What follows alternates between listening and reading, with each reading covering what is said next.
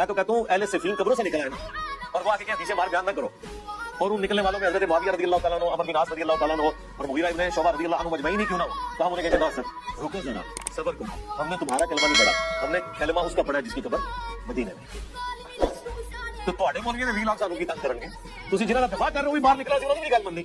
اور اس سے بڑھ کر ہم انہیں ساتھ یہ بھی کہیں گے کہ حضرت ہماری قسمت اچھی ہے کہ ہم آپ کے زمانے میں نہیں، ورنہ آپ کے اوپر تلوار اور سوت لیتے مولا علی کے حق میں.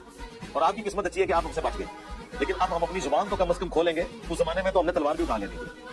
قرآن میں ایک جیلم کا پلمبر انجینئر محمد علی مرزا وہ کہتے جی قرآن ہم سمجھے، یہ اولوی یہ آپ اس میں لڑاتے ہیں یہ وہ یہ، اور اس کا حال یہ ہے کہتا ہے میں بڑی تحقیقی بات کرتا ہوں، بڑی تحقیق کرتا ہوں. تو ایک جانب کہتا ہے کہ حضرت امیر معاویہ، حضرت مغیرہ بن شعبہ، حضرت عمر بن عاص اگر وہ اس دور میں ہوتا تو ان کے خلاف تلواریں سونپ دیتا، میں ان کے خلاف تلواریں سونپ دیتا. میں اس دور میں نہیں تھا، لہذا اب میری زبان ان کے خلاف چلنے سے کوئی روک نہیں سکتا. وہ لوگ کہتے بڑی تحقیقی بات کرتے ہیں. صحابی رسول کے بارے میں یہ کہنا کہ میں ان کے خلاف تلوار سونپ لیتا، اور حضرت مغیرہ بن شعبہ کو وہ صحابی رسول نے جو بیعت رضوان میں شامل تھے. بیعت رضوان کے بارے میں قرآن مجید فرقان حمید میں اللہ رب العالمین نے فرمایا ان الذین یبایعونک انما یبایعون اللہ. میرے سونے مصطفیٰ یہ تیرے ہاتھ پر نہیں میرے ہاتھ پر بیعت کر رہے ہیں.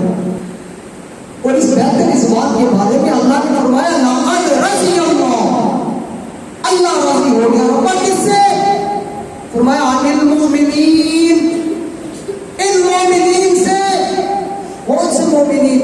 فرمایا اذ یبایعونک تحت الشجرہ، جنہوں نے اس درخت کے نیچے بیعت کی ہے. مغیرہ بن شعبہ تو وہ ہیں جن سے جنت کا وعدہ میرا رب کر رہا ہے، اور یہ لانتی بکواس کرتا ہے کہ میں تلوار اٹھا لیتا ہوں. اور ہمارے لوگ اس کو سنتے ہیں، ہمارے نوجوان کہتے ہیں بڑی تحقیقی بات کر رہا ہے، بڑی مضبوط بات کر رہا ہے، اور دھوکہ اسے دیتا ہے حدیث پڑھنا آتی نہیں، کہتا 1122221135 حدیث.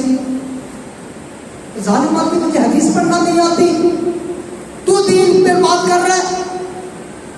اور پھر کہتا ہے حضرت امیر معاویہ رضی اللہ تعالیٰ عنہ کیونکہ فتح مکہ کے موقع پر ایمان لائے، اللہ نے جو رضا کا اعلان کیا تھا وہ فتح مکہ سے پہلے والوں کے لیے تھا.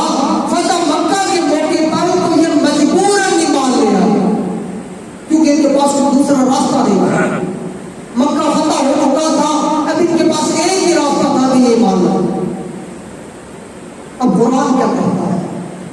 قرآن کہتا ہے لا یستوی منکم، نہیں برابر ہو سکتے تم میں سے من انفق، جنہوں نے خرچ کیا اللہ کے راستے میں، وقاتل، اور جنہوں نے اللہ کے راستے میں جہاد کیا. قرآن کہتا ہے اولئک اعظم درجۃ من اللہ، ان کے لیے بلند درجے ہیں. آگے قرآن کیا کہتا ہے من الذین انفقوا من بعد وقاتلوا، اور جنہوں نے فتح مکہ کے بعد خرچ کیا اور فتح مکہ کے بعد جہاد کیا. قرآن کہتا ہے وَكُلًّا وَعَدَ اللَّهُ الْحُسْنَىٰ، یہ قرآن کا اعلان ہے کہ میں نے ہر ایک سے جنت کا وعدہ کر لیا ہے.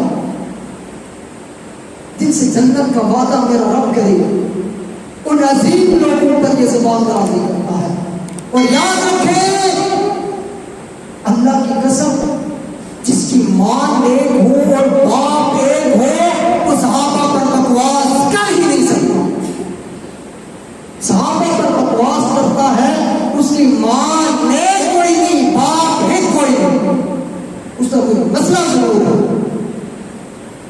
اس لیے صحابہ کرام یہ قرآن کا فیصلہ ہے کہ میرے نبی کا ہر صحابی جنتی ہے، وعدہ رب نے دیا ہے. نہیں کیا. اب قرآن آپ صلی اللہ علیہ وسلم کے بغیر سمجھ میں نہیں آ سکتا.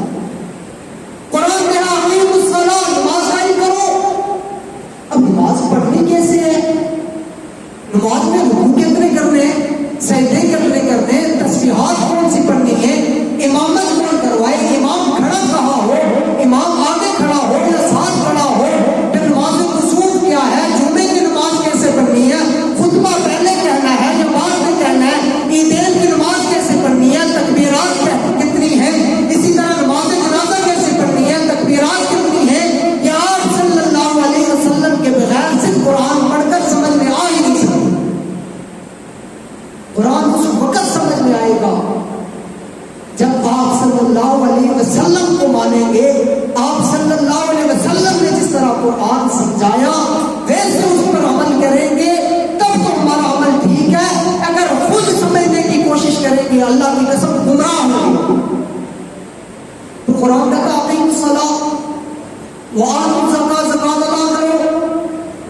اب قرآن میں نہیں ہے زکات ادا کتنی کرنی ہے، قرآن میں نہیں ہے کہ ہم نصاب میں کتنی بار زکات دینی ہے، قرآن میں نہیں ہے کہ سونے کا نصاب، چاندی کا نصاب، جانوروں کا نصاب، اونٹوں کا نصاب ہے، زمین کا عشر کتنا دینا ہے.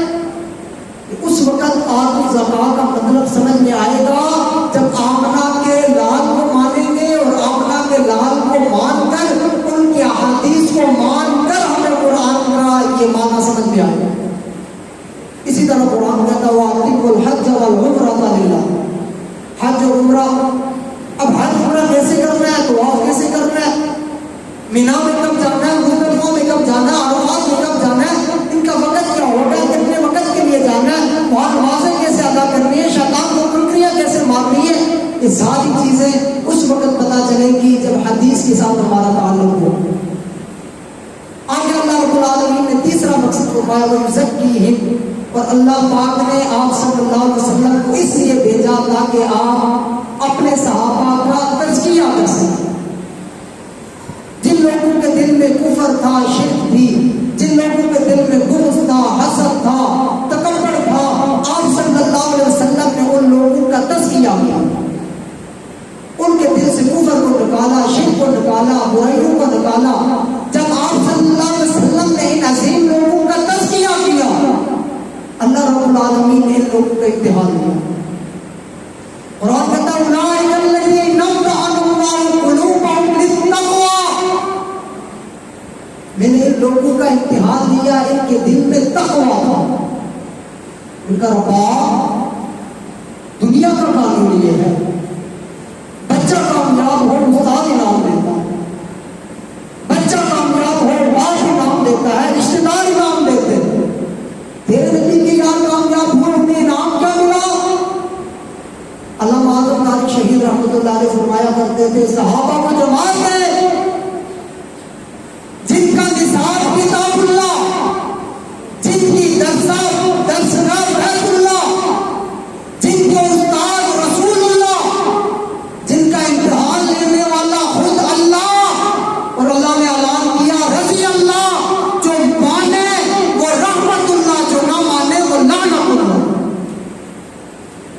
تو صحابہ کرام کا امتحان اللہ نے لیا اور اللہ نے امتحان لینے کے بعد ان سے جنت کا وعدہ کیا. اللہ پاک سے دعا ہے کہ اللہ پاک ہمیں دین کو سمجھ کر اس پہ عمل کرے.